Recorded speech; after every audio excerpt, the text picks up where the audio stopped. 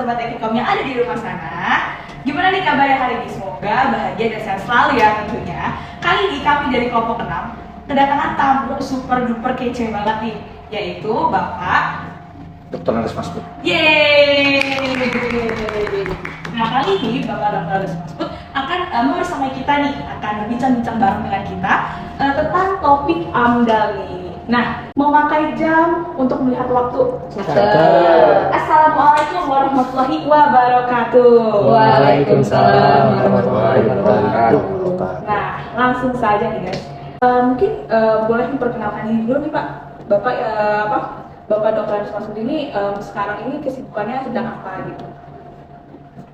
Oke, terima kasih. Assalamualaikum warahmatullahi wabarakatuh. Waalaikumsalam warahmatullahi wabarakatuh. Nama saya Masbud. Sekarang saya dengan teman-teman bergerak di bidang konsultan lingkungan. Nah, kalau kita membahas AMDAL gitu, analisis dampak lingkungan. Ketika kita membahas analisis dampak lingkungan itu, sepengetahuan kami ya Pak, terutama saya, bahwa setiap pelaku usaha atau pelaku bisnis itu tuh ataupun badan organisasi apapun yang sekiranya mau memanfaatkan lingkungan sebagai sumber usaha itu perlu adanya perizinan sebagai persyaratan untuk melestarikan lingkungan. Kira-kira selama Bapak bekerja sebagai konsultan lingkungan, apa saja nih pengalaman Bapak pada bidang AMDAL tersebut? Mungkin boleh dijawab.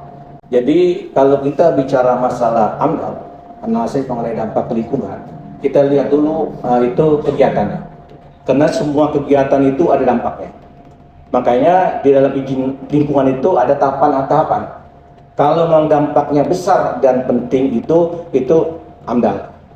Di bawah AMDAL itu ada UKLVL, upaya kelola lingkungan dan upaya pengontrolan lingkungan. Dan yang paling sederhana sekali adalah SPPL, surat pernyataan pengelolaan lingkungan.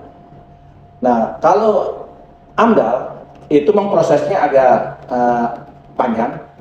Sebelum membuat AMDAL itu ada kajian kelayakan lingkungan. Situ berapa luasan yang akan dibangun, kegiatan apa yang akan dibangun, terus nanti dampaknya untuk masyarakat apa.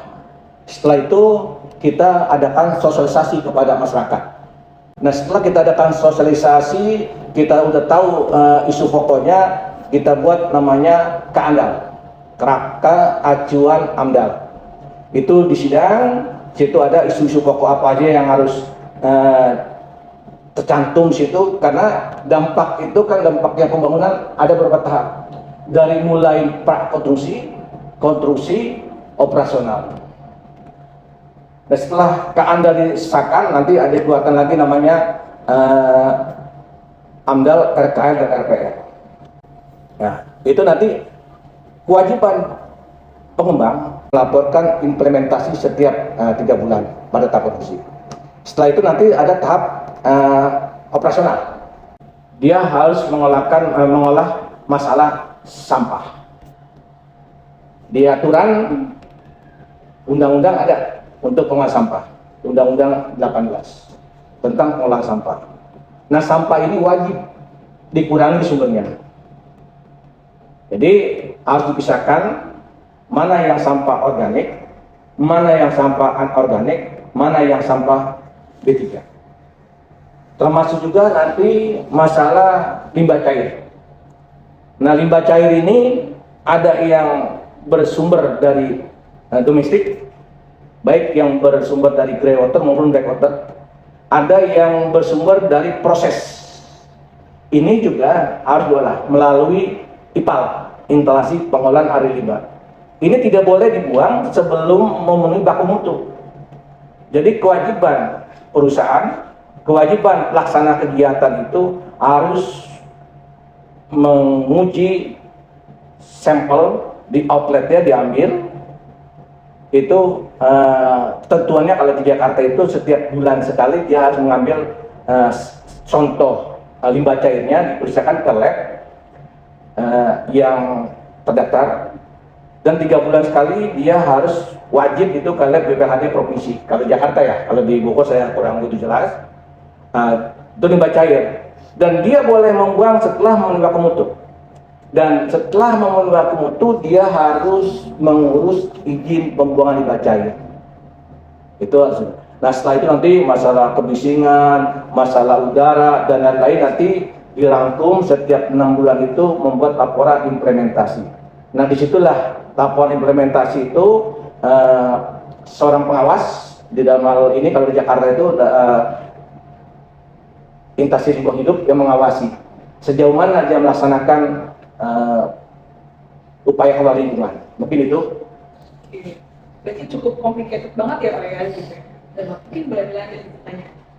Baik, jadi kalau barusan kita udah mendengarkan apa sih itu pengertian AMDAL dan tahapan-tahapannya yang sangat panjang itu, mungkin selanjutnya kita akan beralih mengenai apa aja sih Pak tantangan yang Bapak hadapi pada saat mengurus perizinan dari AMDAL itu sendiri Pak.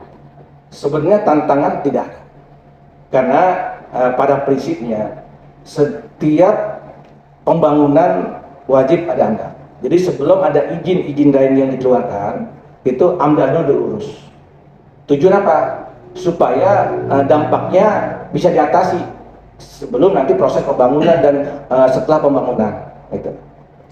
Oke, baik Bapak. Jadi mungkin setelah kita mengetahui bagaimana sih alur perizinan AMDAL, terus kita tahu juga di setiap perusahaan sebelum memulai usahanya itu harus ada izin AMDAL. Nah, yang buat penasaran juga Bapak, bagaimana sih Pak perusahaan yang sudah memiliki AMDAL itu bagaimana sih pembinaan terhadap AMDAL yang sudah berjalan tersebut?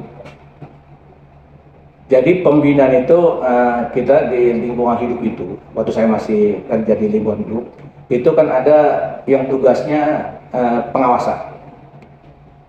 Terus juga kita menerima pengaduan masyarakat apabila perusahaan itu mungkin tidak melaksanakan implementasi yang benar. Dan kita juga selalu setiap 6 bulan sekali itu kita periksa laporan implementasinya. Sejauh mana dia melaksanakan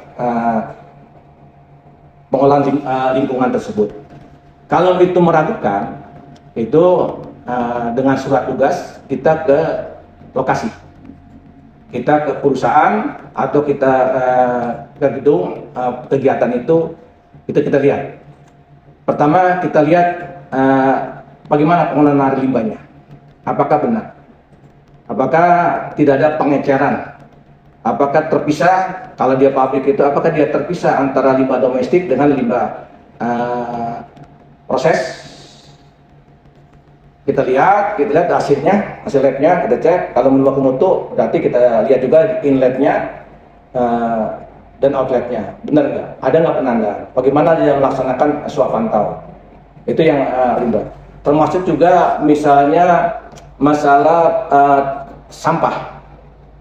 Kalau dia sampah organik dan organik, biasanya dia harus pilah. Nanti kerjasama dengan pihak ketiga. Kita lihat nanti kerjasamanya ada apa enggak.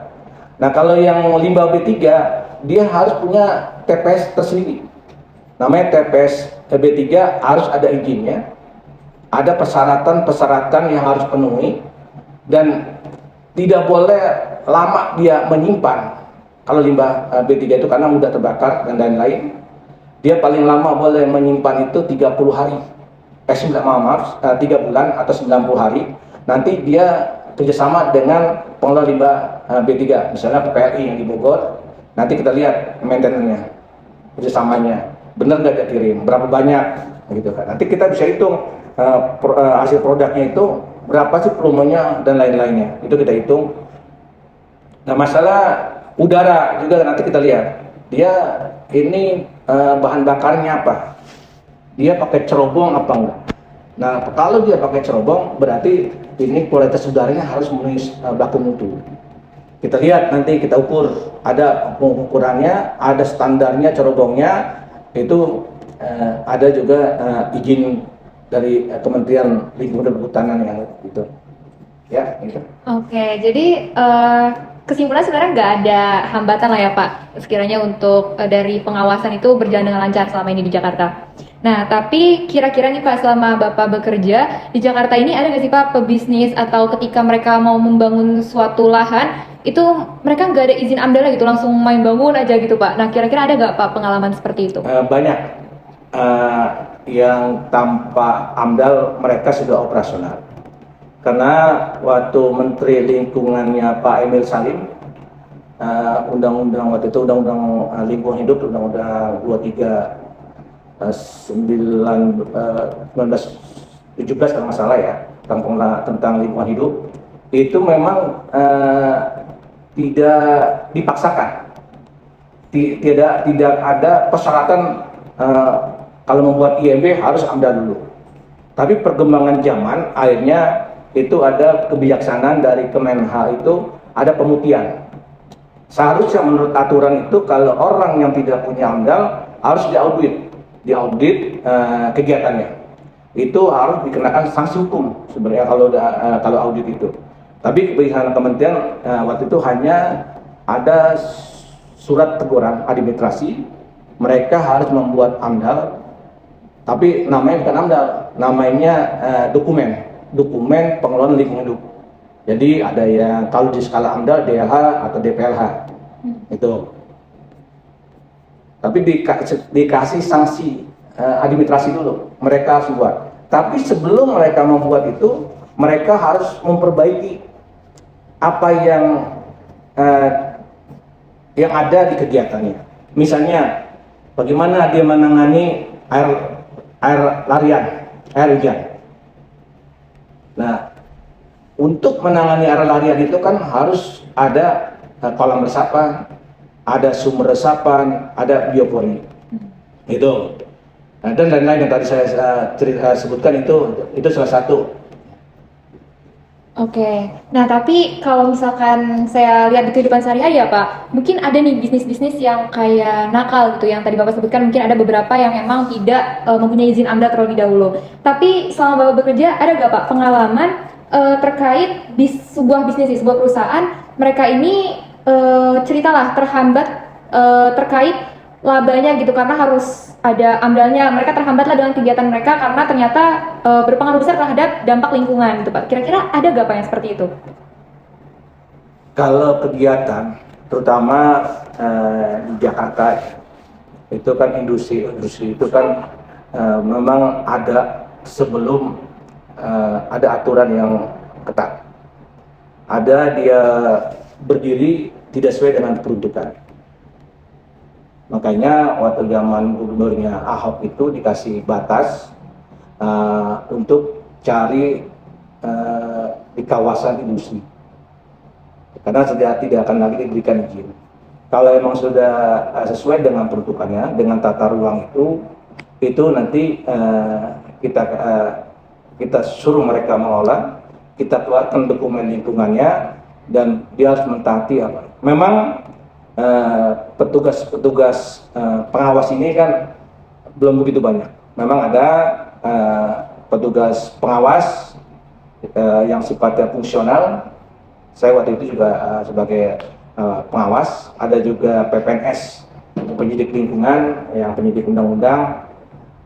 Cuman masalah lingkungan ini, kalau tercemar masalah lingkungan itu memang pertama itu nggak langsung sanksi pidana. Ada tahapan-tahapan. Pertama, kita akan kenakan dulu sanksi administrasi. Sanksi administrasi kita kasih batas waktu untuk perbaikan ini misalnya masalah dia melanggar masalah limbah cair. Kita kasih waktu untuk perbaikan IPAL-nya. Tapi selama perbaikan ini dia tidak boleh membuang ke saluran kota. Dia wajib kerjasama dengan pihak ketiga untuk mengambil air limbah itu. Nah, setelah nanti memang sudah jadi IPAL-nya, sudah memenuhi baku mutu, sudah dikeluarkan izin pembuangan limbah cair, itu baru itu salah satunya yang kita laksanakan. Tapi kalau dia bandel, ya nanti ada petugas yang dari Gakum itu yang membuat proses